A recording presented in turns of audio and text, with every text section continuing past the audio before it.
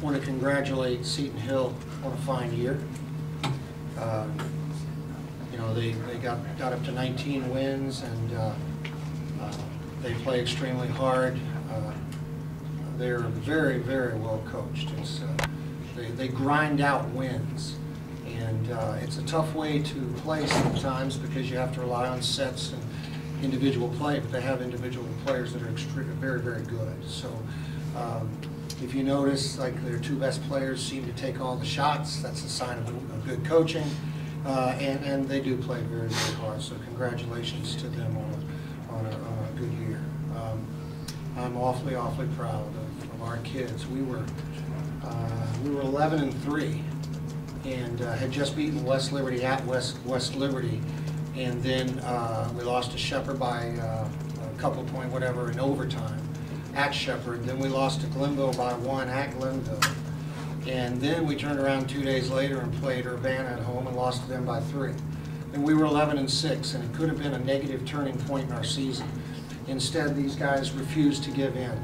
And these last 3 weeks, we have played at an extremely high level. And I attribute 95% of all of that to our players. We have very good players. So I congratulate them as well. Questions? Kaitlin Snyder, yesterday you told me another chance to make a memory. How's this memory? And I can also throw in now my peer, Rich Stevens' question about becoming the school's all-time leading scorer. Pretty good day for you. MVP, Heart and Hustle, all-time leading scorer, conference championship, and his berth in the NCAAs. It's amazing. I mean, who wouldn't want to end their senior year like this? It's much more memorable, I think, so than my freshman year. The team that we have is outstanding. I don't think that you could say that any team in this conference has better team chemistry than us. And I mean that with everything in me. So to go out with a team like this is phenomenal.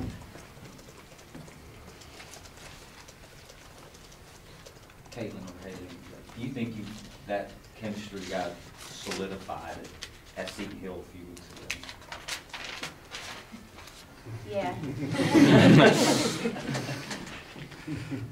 Yeah, that was definitely one of those games that you won't really forget, and it gave us a little bit of momentum going into this game. Hailey, talk about the emotion of that Seton Hill game from a couple weeks ago and about today. I mean, well, whatever happened, it's in the past, you got to keep moving forward. You don't hold grudges. You just go out and you play, and it's a game. So, and I think that's what you always have to remember. It's just a game. Hey, Kaitlin, did you feel like you were pressing a little bit early in the first half, taking some shot selection about iffy? And yeah, there was definitely a lot of poor shot selection on my behalf, and my teammates, they were even letting me know that as well in a positive manner. Even Coach Mack was too. I take full blame for that. I don't think that was very smart at all. Second half, I feel like we came out and we played a lot better as a team. We pushed it. I think that that's one of our keys for us pushing the ball. Good ball screens and.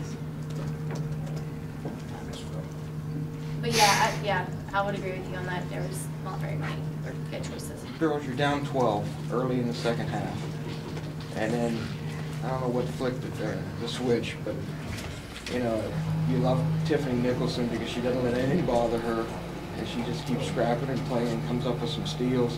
Hailey Garrett, I thought, was phenomenal in this tournament for you guys. Bree Welch, everybody, Emily Lohr, you got it going. Tell us about that stretch. 22-4 run to take control of the game for good.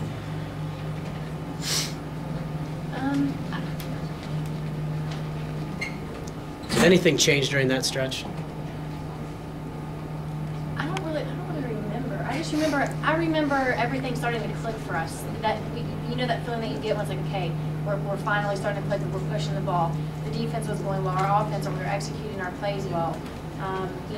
We got it inside. That was one thing that Coach Mack kept saying was get it inside, and when we did, I feel like that kind of spaced us out. We took it to them, we drew fouls, and that got us on the free throw line, and yeah, we started making shots in the second half. We weren't really hitting in the first, so we played well. Kylie did